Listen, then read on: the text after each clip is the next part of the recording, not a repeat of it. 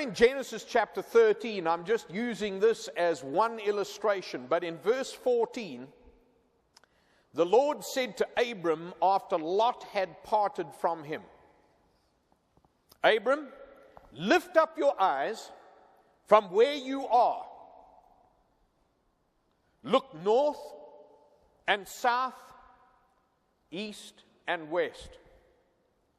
All the land that you see, I will give you and your offspring forever. I will make your offspring like the dust of the earth, so that if anyone could count the dust, then your offspring would be counted. So go, walk through the length and breadth of the land that I, God, am giving to you. So Abram moved his tents and went to live near the great trees of Mamre at Hebron, where he built an altar to the Lord. Consider what God did to provide this blessing. Now watch this, folks. This is a humdinger. Here's a man, his name is Abram, and God comes to Abram and God tells him something that quite frankly just is out the realm of human possibility.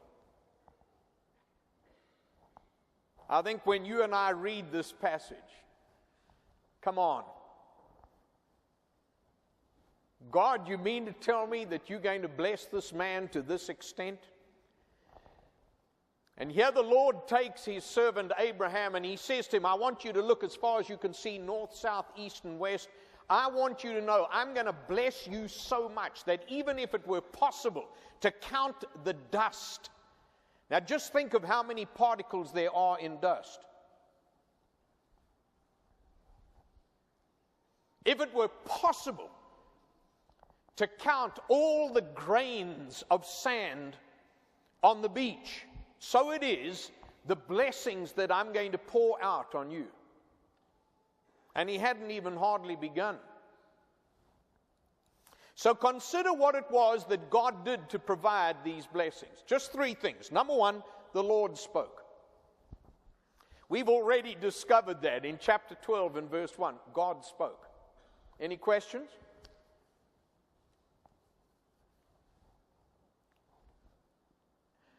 God said it.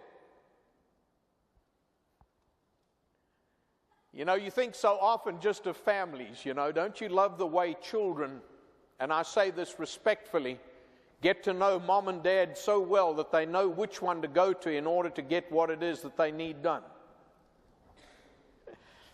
You know, and eventually they go to dad and they say, but Daddy, I need this and that. And Daddy says, no, I don't think so. And they say, but Mommy said I could. Well, folks, when you think about this, the Lord spoke. When you try to consider what it is that God did to provide the blessings, the Lord spoke. Number two, the Lord promised. This promise came from God. Didn't come from the Canaanites. Didn't come from his nephew Lot. With profoundest respect, it didn't even come from his wife Sarah. Didn't come from his oldest son. Didn't come from his bank balance. He was a wealthy man. It didn't even come from his church or his tent in this case. The Lord promised. Number three, the Lord delivered. Because we know the end of the story. We know that's exactly what happened. This man was blessed to such a vast extent that even today we're talking about him. All the nations of the earth will be blessed because of you. Some of you have heard my testimony. What happens when just one man gives his heart to Jesus? And here's my father living in Africa, a lost man, gives his life to Christ. had no idea what God would do. But God spoke, God promised, God delivered. So now today, my father can, by God's grace, look all over the world and see countless thousands of people who know Jesus. Has 3 sons who themselves are pastors and ministers of the gospel. Has children, grandchildren, great-grandchildren. The Lord spoke, the Lord promised, the Lord delivered. I want you to think about your ministry right now. Who put you where you are? What did God say? What did God promise? You don't suppose that He will deliver. Folks, the profundity of the faith that we must have in God's ability is amazing. So, when we consider what God did to provide these blessings, it's an amazing subject.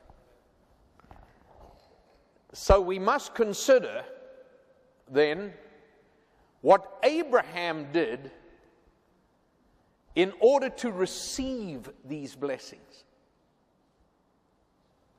Now, folks, everybody just listen here.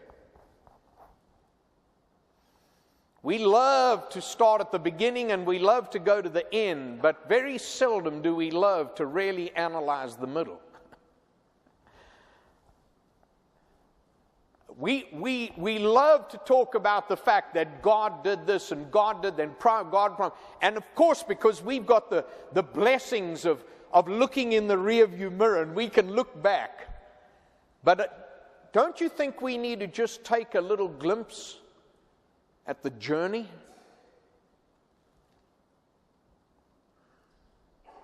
Life is a journey.